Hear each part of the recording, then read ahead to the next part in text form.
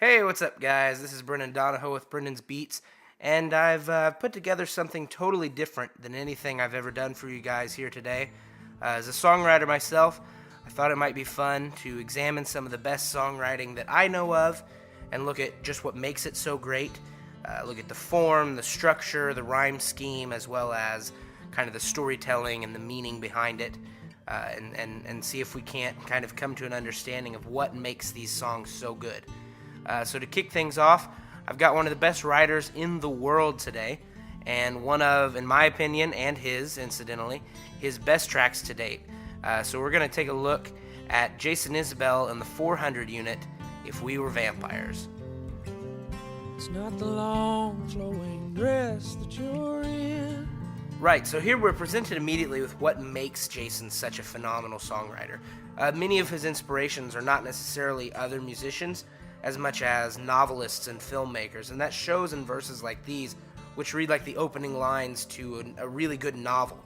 And more importantly, they follow the show don't tell rule of writing.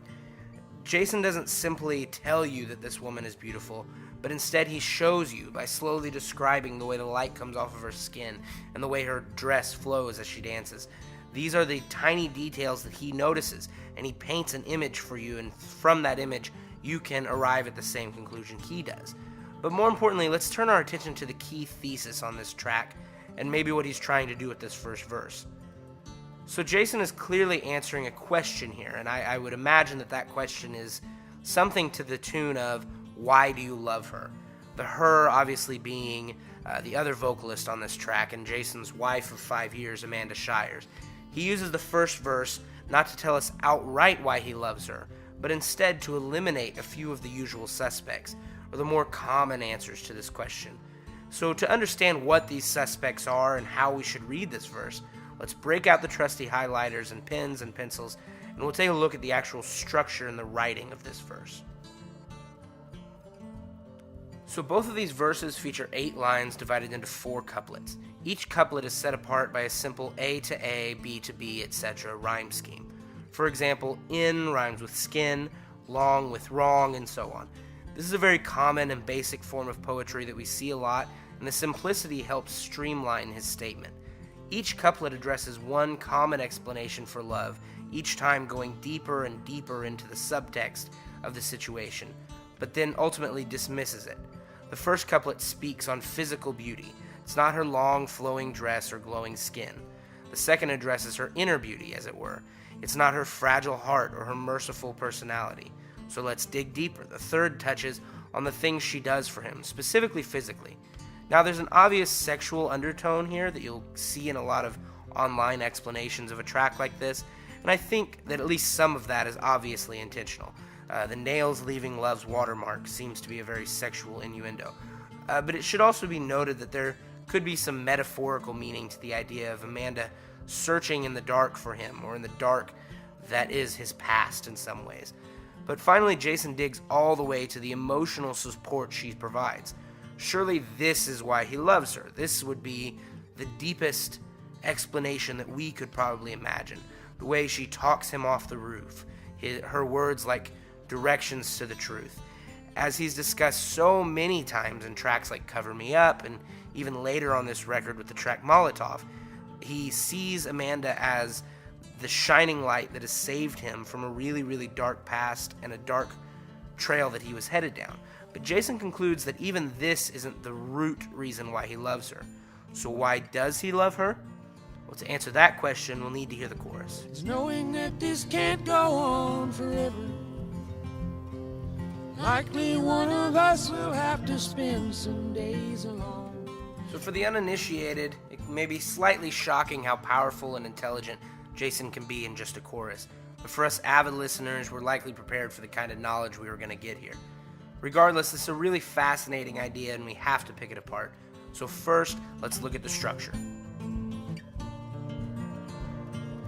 The chorus switches to something of a loose A-B pattern, although alone and gone are more slant rhymes. Slant rhyme, according to litcharts.com, they say, quote, unlike more conventional uses of rhyme, the sounds shared by 2 words in a slant rhyme are not identical. What they mean by this is words like alone and gone. There are sounds that are similar but not exactly spot on, and you see this a lot in choruses.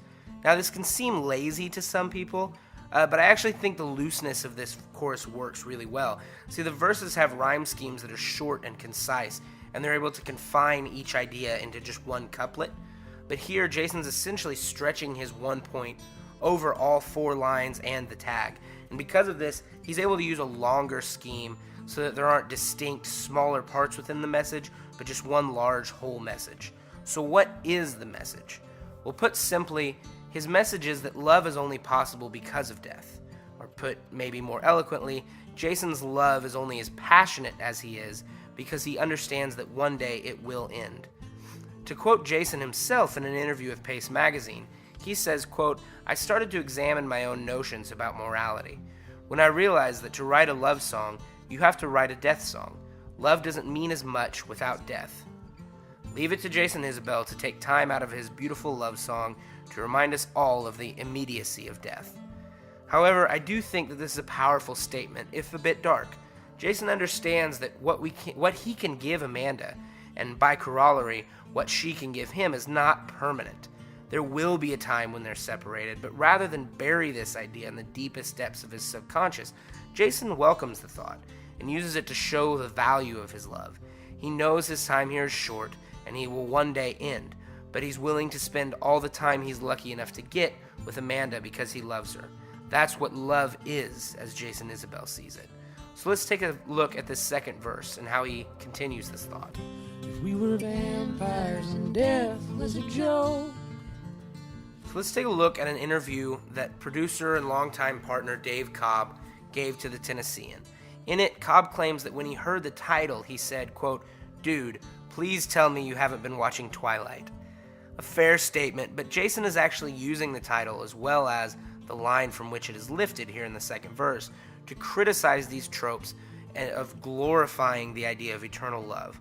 According to Ann Powers, an NPR music critic, this is what she would call, quote, a marriage song. But I would go further and say that this is a song meant to remind us all of the "till death do us part" line that we all try to ignore in wedding ceremonies. Jason sees the beauty of love as being directly dependent on the fears of death which are innate in us all, and he uses this track to criticize the way our culture portrays love. In fact, and this may be a bit of a stretch, but I see the allusion to blue-collar work as less of a country music trope and more of a statement against the modernization of the love story. In a way, he believes that the classic blue-collar worker understands love better than those in Hollywood or Nashville because they understand the importance of working till the end of your shift. Even the first verse is often seen as cycling through common and platitudinous explanations for falling in love, which are present in nearly every classic country love song. If nothing else, this track shows Jason's mastery of songwriting form, as well as his penchant for viewing old ideas in new and innovative ways. I think this is best summed up by another quote from the same Dave Cobb interview. Cobb said, quote, "Then I hear it, and I was like, who even thinks like that?" Yeah, so there you have it, guys. There's a kind of a more in-depth look at one of my favorite tracks, and definitely my favorite record from last year, the Nashville Sound. Check it out if you haven't heard it. Let me know in the comments what I got right, what you think I got wrong. Maybe you have a different understanding of this track. Let me know what I should look at next. If there's any songs you'd like me to pick apart, if there's any new albums coming out that you'd like me to review, I'm going to keep an eye out definitely for there's some really good stuff dropping soon that I'm very excited to listen to and give you guys my opinions on. But until next time, check out this record. Hope you enjoy it. Like, share, subscribe. Thank you for watching the video, and happy listening.